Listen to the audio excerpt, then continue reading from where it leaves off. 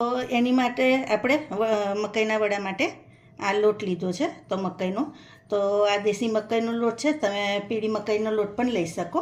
તો 2 મોટા મેજરમેન્ટના કપ આવે ને એ લીધા છે. પછી એમાં 1/4 કપ જુવારનો લોટ એડ કરી દેવાનો. હવે અડધો કપ દહીં લીધું છે એ અંદર એડ કરી દઈશું. હવે આ આદુ મરચાં લસણ છે એની પેસ્ટ કરી લેવાની.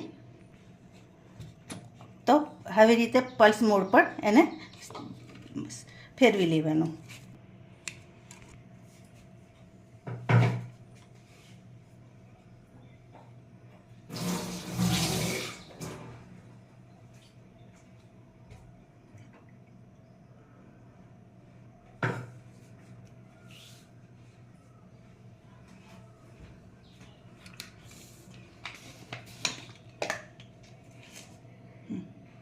એડ કરીશું.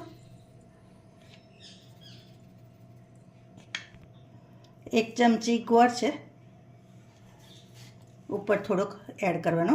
તો આ હંમેશા વડા છે ને ખાટા મીઠા સારા લાગે એટલે ખાટું દહીં લેવાનું અને ગોળ લેવાનું. આ બધું મિક્સ કરી દઈશું. આ થોડો અજમો એડ કરી દઈશું પછી આપણે મિક્સ કરીએ એને. તો બધું આવી રીતે હાથથી એને મિક્સ કરી લેવાનું. હવે આ જેમાં દહીં લીધું હતું ને એમાં જ પાણી એડ કર્યું છે. હવે થોડુંક પાણી આપણે એમાં એડ કરતા જઈ અને થોડોક કઠણ લોટ બાંધીશું.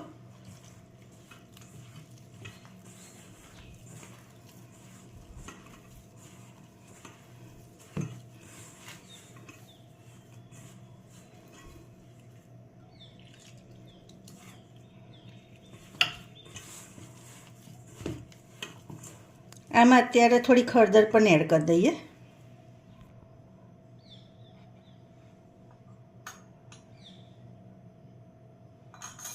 અને થોડાક તલ 1 ચમચી જેવા એડ કરી દઈશું. હવે ફરી હલાવી અને કઠણ લોટ બાંધી દઈએ.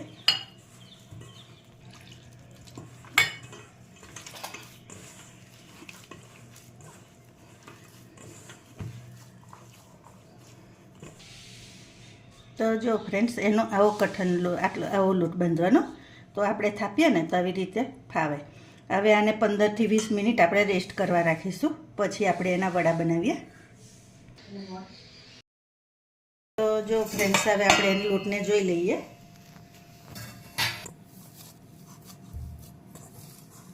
તો હવે લોટને એકવાર બરાબર મિક્સ કરી લેવાનો.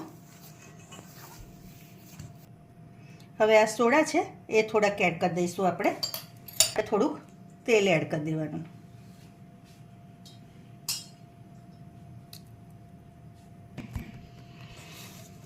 હવે આપણે આને બરાબર મિક્સ કરી લઈશું. આમ તો તમે સોડા ના નાખો ને તો પણ બહુ સરસ થાય છે, પણ થોડાક સોડા નાખવાથી વધારે સોફ્ટ થાય.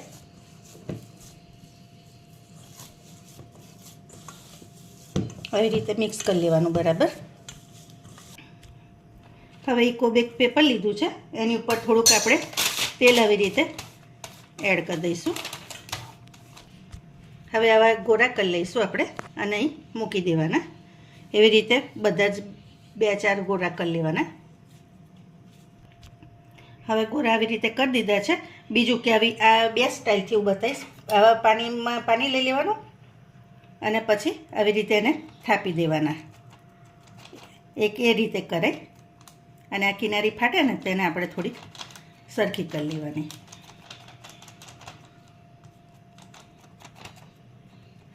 જો આવી રીતે બનાવવાના અને ઉપર થોડીક આવી રીતે તલ એડ કરી દેવાના અને એને ફરી આમ દાબી દેવાના, પ્રેસ કરી દેવાના. બરાબર. એક આ રીતે થાય. અને બીજી રીત બતાવું. હવે બીજી રીતે એવું કે બટર પેપરને આવી રીતે વારી લેવાનું અને પછી આમ કરી અને વાડકીથી પ્રેસ આપી દેવાનું તો હાથ ગંદા ના થાય. આવી રીતે અને પછી થોડુંક કરી અને ઉપર આવી રીતે તલ એડ કરીને ફરી એને દબાઈ દેવાના.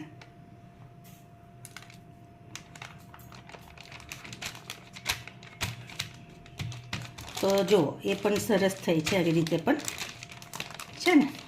તો તમને બેમાંથી જે ઈઝી રીત લાગે ને એ રીતે તમારે કરવાનું. તો જો આવી રીતે બધા કરી લેવાના. હવે બીજી સાઈડે તેલ મૂકી દીધું છે, તો આપણે આવી રીતે હવે લેવાનું અને તેલમાં આમ એડ કરી દેવાનું. તમારે છે ને તેલ મીડિયમ તાપે રાખવાનું, બહુ ગરમ નહીં કરી દેવાનું.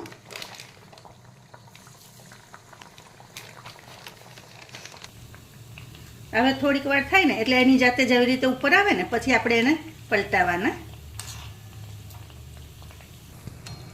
તો જો ફ્રેન્ડ્સ આવી રીતે બધા થઈ જવા જોઈએ. તો જો બધા ખીલ્યા છે ને, આ ખાવામાં પણ બહુ સરસ લાગે છે. તો એકવાર આવી રીતે ચોક્કસથી ટ્રાય કરજો. તો ફ્રેન્ડ તમે જોઈ શકો છો વડા તૈયાર છે. સોરી, થોડુંક ફ્રેન્ડ ગેસ્ટ આવી ગયા હતા, એને લઈને મારાથી તમને વધારે વિડીયો ના બતાવાયો તરતા, પણ હું તમને એક તોડીને પણ બતાવું. તો હું તમને તોડીને બતાવું. આ વડા એટલા સોફ્ટ અને પોચા થાય છે ને કે તમે છે ને મોઢામાં દાંત નહીં હોય ને એ દાદા બા હોય ખાઈ શકશે, અને બહુ જ સરસ થાય છે. તમે એકવાર આ રેસીપી ચોક્કસથી ટ્રાય કરજો, અને મારી રેસીપી કેવી લાગી એ તો ખાસ જ કહેજો. હવે એક નવું વર્ઝન આવ્યું છે હાઈપીવાળું, તો મારી ચેનલ પર લાઈક કરીને હાઈપી ચોક્કસથી કરજો. Thank you.